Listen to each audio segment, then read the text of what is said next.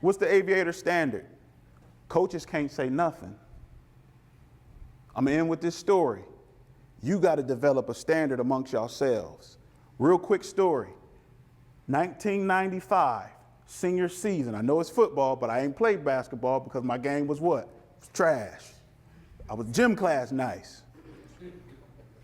Cleveland St. Ignatius looked like a MAC conference team. They looked at like the University of Toledo, not lying, in the 90s. They looked at like Kent State. They looked at like Miami, Ohio in the 90s. We played them like week 7 or 8. They blowing boys out the water. The coaches gave their game plan. The defense, we got together and we was like, the meeting was for about an hour. The sum of the meeting was like, it ain't happening to us. Whether win or lose, at the end of this game, they're going to respect us. At the end of the game, it was like, they a powerhouse. We can beat them if we have a perfect game, but we got to have a perfect game. But we ain't going the game like we was losing. They blowing people out 48-0. 56-35-2. At the end of our game, even though we didn't win, 13-0. Because we decided it ain't happening to us. And at the end of the game, the running back that we played with sophomore games, junior and senior, he was like, hey, 2-8. I said, what up, 2-4? He said, look, I know we beat y'all all these years, but at the end of the day, we didn't win a state championship, but this is the most physical game we play every year. In other words, he put some respect on that name. So my question is, aviators who fly high, do you want some respect on your name? What's up, student athlete world? Lester Sanders here from Canton, Ohio, home of the Pro Football Hall of Fame. And this is I Am Student Athlete.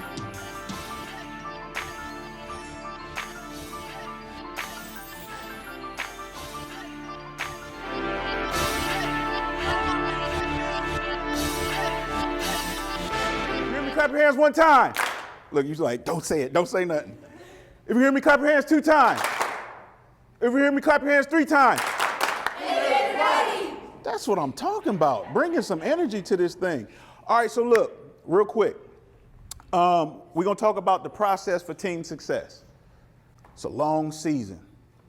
We got 3 games under our belt. We know how they went. But the reality is, somebody told me that the definition of insanity is doing the same thing, expecting different results. So the question I want to come to you today, partnering with the coaches, Unc is trying to push y'all to do something different. I got 3 things that I want y'all to do differently and how you approach this game, and so that game 4 till, was it 22 games? So that the outcome look different. One of my former business coaches said, check this out, process this. He said, when it comes to success, whether it's sports, life, business, relationships, he said, most people want what it looks like, but they don't want what it feels like. I'm gonna say it again. When it comes to success, most people want what it looks like. They want the flash. They want the celebration. They want the accolades. They want the write-up on the pics on Instagram. They want it on social media. They want all the flash, but the question is, do they want what it feel like? Because in order to be successful in sport, but my job, my assignment is not just for sport, but also in the game of life, you gotta want what it looks like, but you also gotta want what it feel like. And success, when we talk about feel, it ain't always comfortable. Matter of fact, it'll range from discomfort to pain. I'm gonna say it again. It'll range from discomfort to pain. So in this long season, I'm asking y'all to embrace some pain. And change is painful. Look at any area of your life. Y'all young now, but you're gonna remember this when you turn 25 and y'all start paying some bills. Pain or change is painful.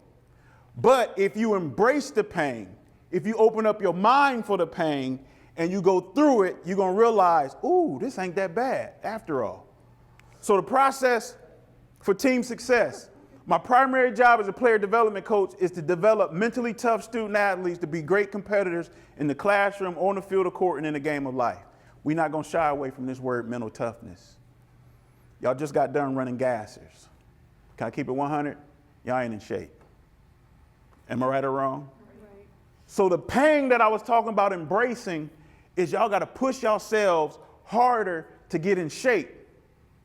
Because when I'm in shape, I can last longer in the game. And when I can last longer in the game because I've gotten in shape, I'm more mentally tough. And did it hurt, Coach? Didn't it hurt? It hurt. Listen, so that you don't, I want to spend a couple, real quick, so that you know I know what I'm talking about. I graduated from Camp McKinley in 1996. 2014, I got inducted into the Camp McKinley Hall of Fame. But back in 1993, playing 10 sophomore games, rotating in JV games, set me up to start 14 games my junior year, and then start 11 games, 10 regular seasons plus one playoff game my senior year.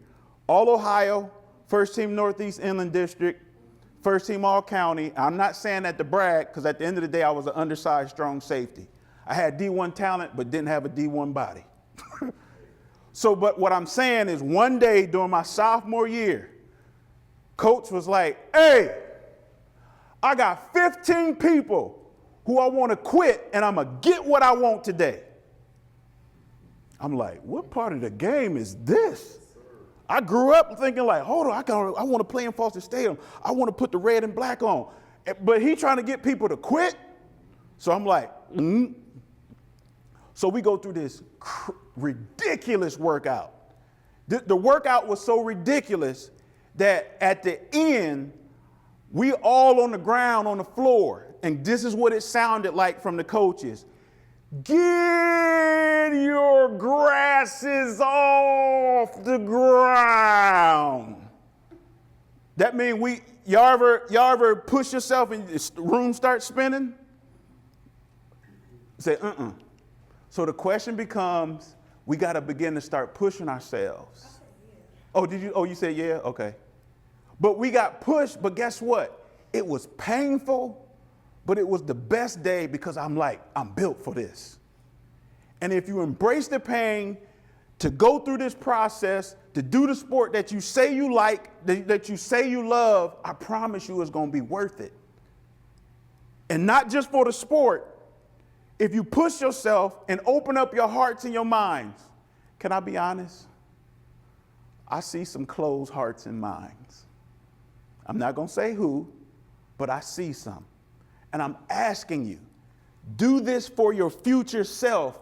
Open up your hearts and mind to be pushed at another level, because you're going to find out when sport is over, you're going to come through some life situations and you're going to be like, oh, this is nothing. Coach pushed me to push myself. And then, so when times get tough, you mentally tough to take on what? The tough times. Let's keep it moving, because at the end of the day, we some competitors, but some stuff that we got to fix. Nick Saban, I don't know if y'all know this dude, but he's Alabama, Crimson Tide, head coach, 7 national championships, 10 SEC championships. It's football, but it's a universal principle. How many of you say you want to be successful in this sport? Raise your hand. Okay. How many of you want to be successful in the game of life? Raise your hand. All right. So success says I'm trying to get from where I at point A to point B. So my goal, partnering with the coaches, is how do I get you from where you at to where you want to be? He said, don't just focus on the outcomes. You can name the outcome, whatever it is you want to achieve. Outcomes are a distraction, though. Especially, I'm going to just say it, today's generation, it was some in the generations of past, is so focused on the outcome that they ain't focused on the process. So he's saying how we get to this, outcomes are a distraction. Focusing on the process of what you have to do to get the outcome is the most important thing. Oh, but guess what? The most important thing is painful. Say it one more time. It's painful. I don't want to do it. That's why everybody ain't doing it. Am I right? That's why everybody don't do it.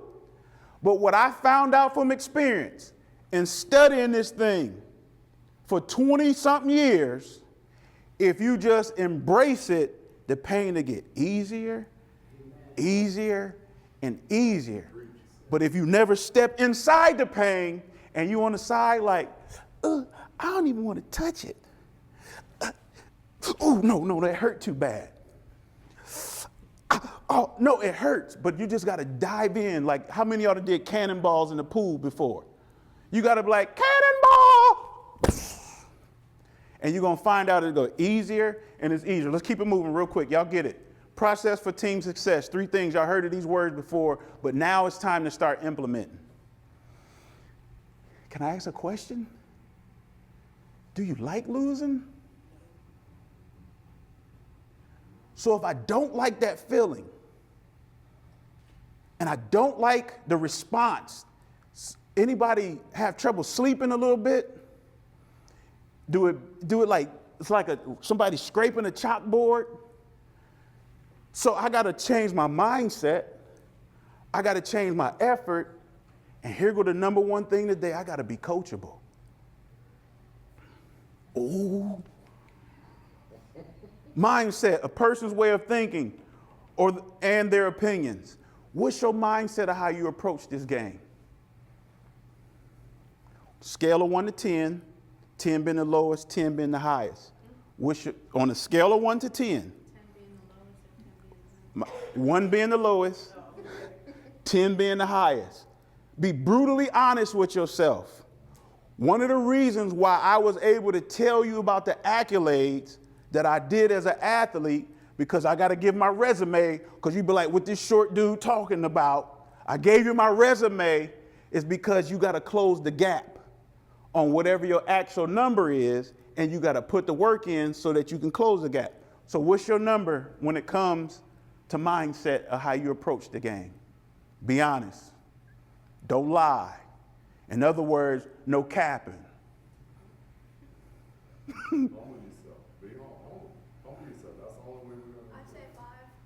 Okay. If it's a 5, is that a wrong answer? No. That's just where you at. So the question is, from today on, what is it going to take to get you to a 10? So nobody's at a 10. So your homework assignment is for those 3 things that I just read to you. I'm sorry. Yeah. My bad, man. It's cool. What's your number, coach?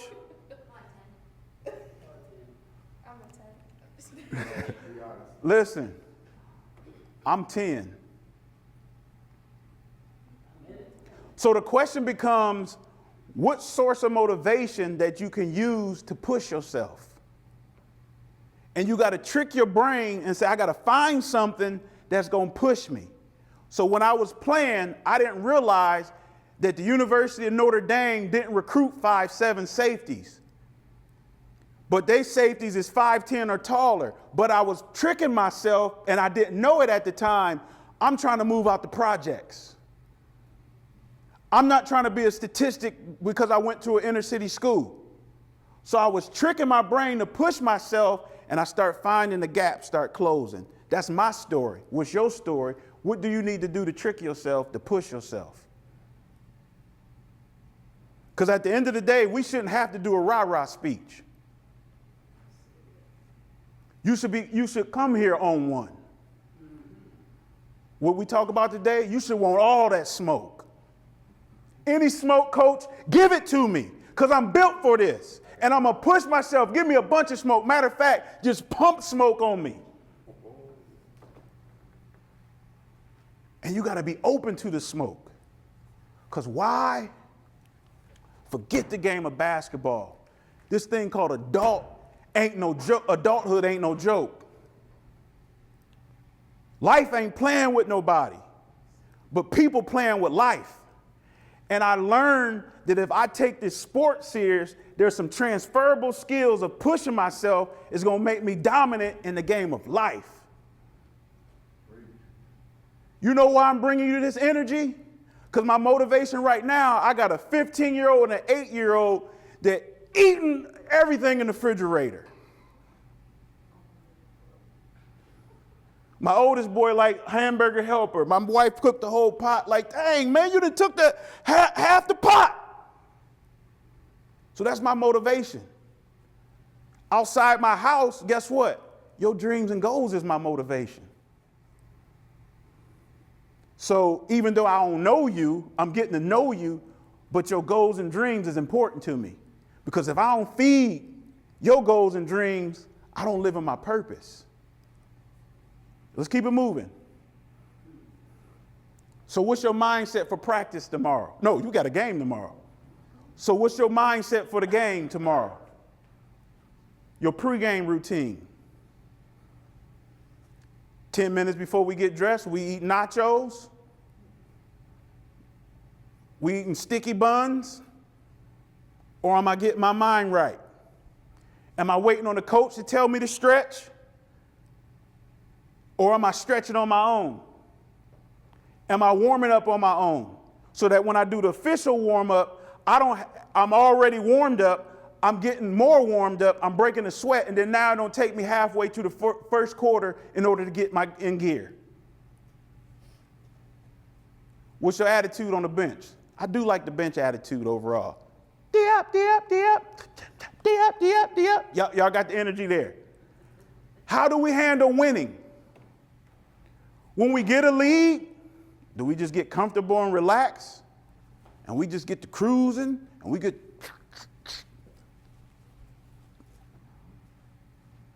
How do we handle when we losing? Do I fold or do I stand there and fight? What about when it's crunch time? Do we got an attitude of we not me? No BCD, no blaming, complaining, or defensiveness. Hey, I'm trying to coach you to victory. That's all we trying to do. Don't take it personal. It's called constructive. I've watched these 3 coaches for 2 years now. I only see constructive criticism. I don't see destructive. But when I see constructive, I see a wall get put up sometime. Drop the wall. Because the coach's perspective on the sideline, I got a perspective that you don't see. And if we videotape the game, the eye in the sky never lie. But if I look at what the eye in the sky say, and I look at myself, I see myself where I can do better. You know what would change your game? In my basketball game, I'll be honest. Jayla, my basketball game was trash. I was gym class nice. Listen, in gym class, I get 12 points. You put me on the court with a uniform, done deal. All I'm doing is defense and getting some bunnies. But I do remember this. What could change a lot is just being in triple threat position all the time. Because if I'm going to make a move, I got to drop my hips in order to go. But if I'm already down, 1 step versus 2. Strong chest passes, strong bounce passes. How many points do we give up just by going? But you got to open yourself up to commit to it. Effort. Is it elite effort that you're giving? Or you just out here wasting time? It's too painful not to get the most out of it.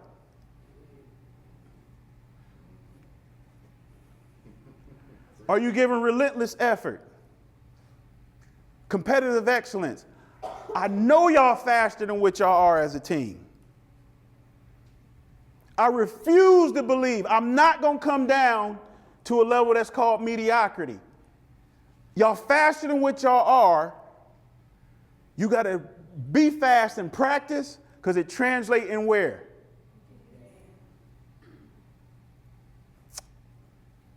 You know how I told the boys, do you know how athletically superior teams lose today? The teams that they shouldn't lose to? It's because they're willing to do all the things that athletic superior teams won't do. If you just depend on your athleticism, today that thing is over. It's internet out here now. People training year round now. People paying for their kids to get training.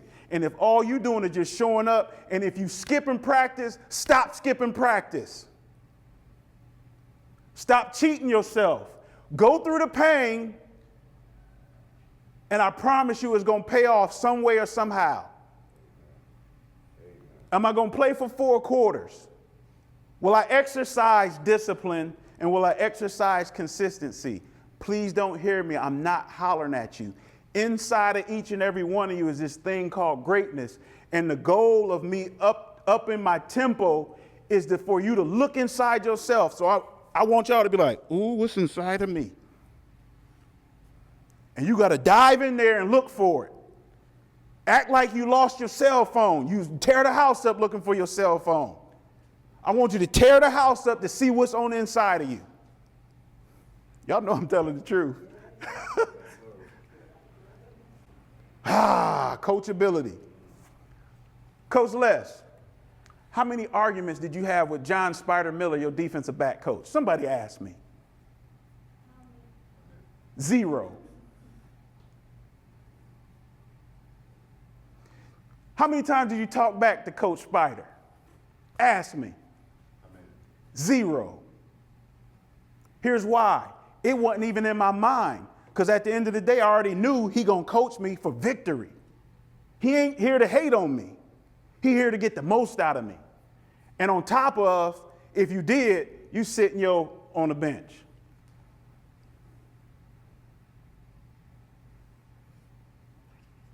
So this relationship can be beautiful, but can I be honest? Here's why it's bumps in the road. Because I don't push myself to get familiar with pain of preparation. And then, come on, keep it real. When I know I should do something better and I don't do it, and I hear about it, it pisses me off. Am I right or wrong? So don't get pissed off at the folk who trying to guide you to victory. Let's come together. And get pissed off at yourself, look on the inside, and pull it out and exercise it. Listen to this. You know them teams we play? This is an example of what they doing to us, boys and girls basketball. Check this out. The coaches and the players. Listen to this conversation at the end of this game. It's your fault y'all lost, you know? Not for real. Yeah, sure. Huh? Nah, here it is. I'm talking for real. You coming off screens, you looking to only pass, you're not looking to shoot that shit, so we figured that out. You know, you're going down there, looking to pass that shit out. And then number 11 don't want to shoot that shit for nothing. It's on y'all. You gotta go back to practice and fix that, you heard? Yeah, all right. What was his response at the end? He didn't want to hear nothing dude was talking about. His opponent, after he tapped that fanny, said, hey, this is how y'all can fix it. And the only thing he can think about, yeah, whatever. What I'm saying is when you hit high school sports, it's not just about athletic ability. You got to learn the game here. And you got to learn it here. And if you match your athletic ability with hit this and this, now you can be the one telling somebody, this is how we tap that fanny. Is that appropriate to say? Okay. We kick it. We kick Okay. I just wanted to get my license, that's all. Okay. So what we gonna do, ladies? We gonna tap that fanny. I like it. Matter of fact, on count of 3, we're gonna say tap that fanny. 1, 2, 3. Tap that fanny. All right. What's the aviator standard? Coaches can't say nothing. I'm gonna end with this story. You got to develop a standard amongst yourselves. Real quick story. 1995, senior season. I know it's football, but I ain't played basketball because my game was what? It was trash. I was gym class nice. Cleveland St. Ignatius looked like a MAC conference team. They looked at like the University of Toledo, not lying, in the 90s. They looked at like Kent State. They looked at like Miami, Ohio in the 90s. We played them like week 7 or 8. They blowing boys out the water. The coaches gave their game plan. The defense, we got together and we was like, the meeting was for about an hour. The sum of the meeting was like, it ain't happening to us. whether win or lose, at the end of this game, they're going to respect us. At the end of the game, it was like they a powerhouse. We can beat them if we have a perfect game, but we got to have a perfect game. But we ain't going the game like we was losing. They blowing people out 48-0, 56-35-2. At the end of our game, even though we didn't win, 13-0. Because we decided it ain't happening to us. And at the end of the game, the running back that we played with sophomore games, junior and senior, he was like, hey, 2-8. I said, what up, 2-4? He said, look, I know we beat y'all all these years, but at the end of the day, we didn't win a state championship, but this is the most physical game we play every year. In other words, he put some respect on that name. So my question is, aviators who fly high, do you want some respect on your name?